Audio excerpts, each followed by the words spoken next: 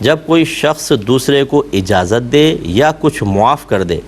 مگر یہ نہ بیان کرے کہ کتنے کی اجازت دی ہے یا کتنے کو معاف کر دیا ہے۔ جیسے ایک نے کسی کو 10 لاکھ قرض دیا ہو اور کہہ دے کہ چلو میں نے قرض کا کچھ حصہ معاف کیا، اب کتنا معاف کیا ہے بھائی وہ مقدار نہیں بیان کی۔ اس قسم کے مسائل۔ 2451 نمبر حدیث پاک حضرت سہل بن سعد الساعدی رضی اللہ تعالی عنہ کہتے ہیں کہ نبی کریم صلی اللہ علیہ وسلم کے پاس ایک مشروب لایا گیا، آپ نے اس سے پیا، پھر آپ کی دائیں جانب سیدھی طرف ایک لڑکا بیٹھا ہوا تھا، یعنی کم عمر بچہ تھا، اور بائیں طرف بڑی عمر کے لوگ تھے۔ آپ نے اس لڑکے سے فرمایا کہ کیا آپ اجازت دیتے ہو کہ میں اپنا یہ بچا ہوا ان لوگوں کو دے دوں، بڑی عمر والوں کو؟ اس لڑکے نے کہا کہ نہیں، اللہ کی قسم یا رسول اللہ، آپ سے مجھے جو حصہ ملا ہے میں اس پر کسی کو ترجیح نہیں دوں گا۔ آخر کار نبی کریم صلی اللہ علیہ وسلم نے وہ پیالہ اسی لڑکے کے ہاتھ میں دے دیا۔ اب یہ بچہ کون تھا؟ حضرت ابن عباس رضی اللہ تعالی عنہما تھے، جو عمر کے لحاظ سے، حجم کے لحاظ سے چھوٹے ہیں لیکن عظمت کے لحاظ سے، سمجھداری کے لحاظ سے بہت ہی وسعت رکھنے والے ہیں۔ تو یہ اس میں حدیث میں ایک ادب اور ایک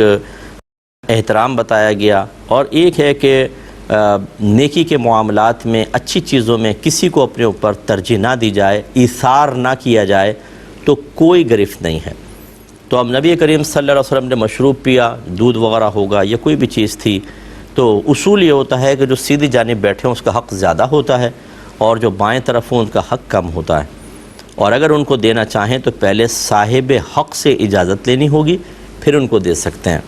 اب سیدھی جانب بچہ بیٹھا ہوا ہے، ادھر بڑی عمر کے صحابہ تھے، نبی کریم صلی اللہ علیہ وسلم نے جو ایک طریق رائج تھا اور قیامت تک کے مسلمانوں کو سرکار یہ سکھانا چاہتے تھے کہ ادب احترام کیا ہے، تو بچے سے پوچھا اجازت دیتے ہیں تو میں ان کو دے دو۔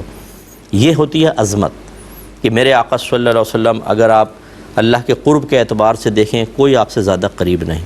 مقام و منزلت کے اعتبار سے دیکھیں تو اللہ کے بعد اللہ تعالیٰ تو ہمارا خالق مخلوق میں نبی کریم صلی اللہ علیہ وسلم سے افضل کوئی بھی نہیں ہے۔ سرکار خود فرماتے ہیں انا سید الاولین والآخرین، میں پہلے والوں کا بھی سردار ہوں، میں بعد والوں کا بھی سردار ہوں۔ حاکم کے اعتبار سے دیکھ لیں، جہاں جہاں اس وقت اسلامی حکومت ہے میرے آقا صلی اللہ علیہ وسلم اس پر حاکم ہے۔ افرادی قوت کے اعتبار سے دیکھ لیں، تمام صحابہ جان نثار اشارہ کر دیں تو مرنے کے لیے تیار ہو جائیں، ہر طرح کی یعنی آپ کو طاقت اور سہولت حاصل۔ لیکن عاجزی کا عالم یہ ہے کہ سیدھی جانب اگر بچہ بیٹھا ہوا ہے تو میرے آقا صلی اللہ علیہ وسلم ادب کی رعایت فرماتے ہوئے ایک اچھے طریقے کو قائم اور رائج کرنے کے قصد و ارادے سے اس سے پوچھ رہے ہیں کہ اجازت دیتے ہو تو میں ادھر دے دوں، ورنہ زبردستی بھی اگر دیتے تو یہ اچھی چیز نہیں تھی۔ تو میرے آقا صلی اللہ علیہ وسلم نے سمجھایا کہ ہمیں آداب کی رعایت کرنی چاہیے اور صاحب حق کو فوقیت دینی چاہیے۔ اب اس بچے نے، سرکار نے پوچھا، انہوں نے منع کر دیا کہ میں آپ کے نعمت جو آپ کی طرف سے مل رہی ہو میں اس پہ کیوں کسی کو ترجیح دوں۔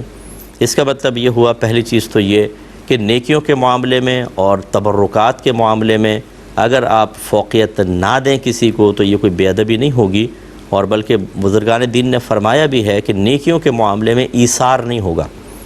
ایثار کا مطلب ہوتا ہے اپنی ضرورت قربان کر کے کسی اور کی مدد کرنا، اس کو ایثار کہا جاتا ہے۔ اور اگر آپ اپنی حاجت، اپنی ضرورت کو قربان نہیں کرتے، زائد آپ دیتے ہیں تو اس کو سخاوت سے تعبیر کرتے ہیں۔ جیسے علماء نے بیان فرمایا کہ اگر پہلی صف میں جگہ باقی ہو، یعنی موجود ہو، تو یہ صحیح نہیں ہے کہ آپ ہٹ جائیں اور کسی کو کہیں آپ ادھر آ جاؤ میرے ساتھ میری جگہ پر، کیونکہ پہلی صف میں سب سے زیادہ ثواب ہے،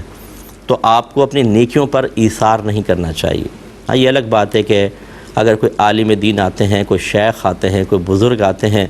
اس وجہ سے آپ ادباً ہٹ کے ان کو جگہ دے دیں، ایک الگ بات ہے۔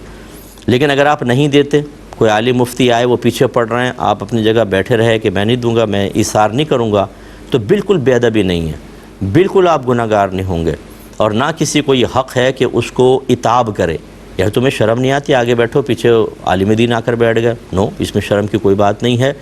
پہلی صف کا سب سے زیادہ ثواب ہے، اس کے بعد دوسری صف کا، پھر اسی طرح بتدریج ثواب کم ہوتا جاتا ہے۔ اگر وہ اپنی نیکیوں میں اثار نہیں کرنا چاہتا، کسی کو وہ نہیں دینا چاہتا، تو آپ بالکل اس کی گرفت نہیں کر سکتے۔ حدیث دیکھ لیں، حضرت ابن عباس رضی اللہ تعالی عنہما نے جب منع کر دیا یا رسول اللہ میں آپ کی اس چیز پہ کسی کو ترجیح نہیں دوں گا، تو کیا سب معاذ اللہ ان کو ڈانٹنے لگے تھے؟ یا سرکار نے کوئی اظہار ناراضگی فرمایا کہ ہم نے تو ویسے ہی پوچھ لیا تھا تم نے ایسا کیوں کیا، یہ تو ادب کے خلاف ہے؟ یا بعد میں کسی نے آپ کو ڈانٹنے ڈپٹنے سمجھانے کی کوشش کی ہو؟ نہیں، سب کا ذہن بنا ہوا ہے، دے دیتے فوقیت، ٹھیک ہے، سرکار نے پوچھا، یعنی گنجائش تو تھی، تبھی تو پوچھا نا کہ اپنے اوپر بڑوں کو فوقیت دے دو۔ اگر وہ دے دیتے یہ بے ادب تھا، لیکن اگر وہ نہیں مانے تو کسی نے بھی نہیں کہا کہ تمہارا یہ فعل بے ادبی ہے۔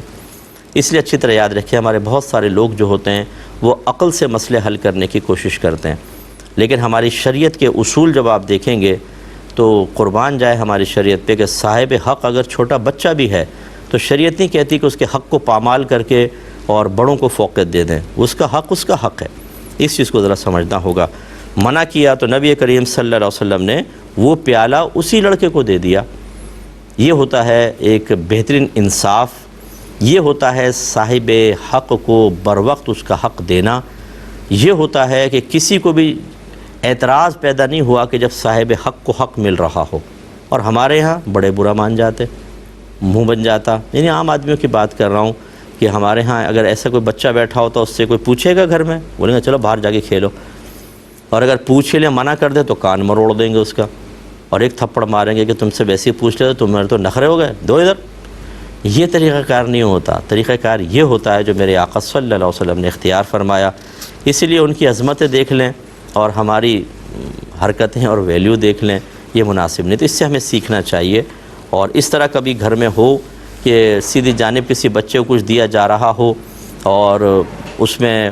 وہ کسی اور کو فوقیت نہ دے تو اس کو ڈانٹے ڈپٹے نہیں، اس کو بدتمیز نہ کہے، وہ اس کا حق ہے۔